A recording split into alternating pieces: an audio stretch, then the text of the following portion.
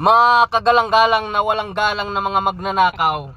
Ating gabi na, nandito pa kami sa lansangan. Ganito talaga ang buhay naming mga TNVS driver. Mga bus driver, mga jeepney driver, taxi driver. Ganito ang aming buhay dito sa lansangan. Tinitis namin yung puyat, yung pagod. Nagugutom kami para lang sa inyo. Para sa pag-aaral ng mga anak ninyo doon sa ibang bansa. Ganyan namin kayo kamahal. Mga dakilang mga magnanakaw. Tulad ko, araw-araw ang tax ko halos umaabot ng 500.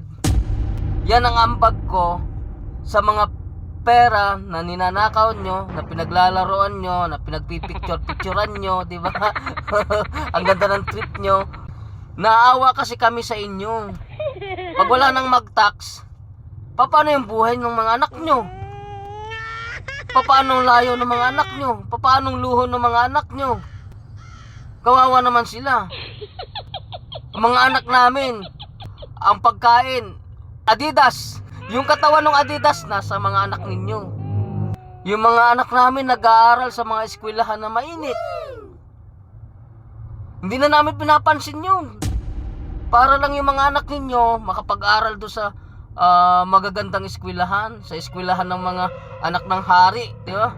Hari din naman kayo, di ba? Hari kayo ng mga magnanakaw. Dapat talaga sa inyo lagyan ng rebulto sa bawat kanto bilang pag-alaala.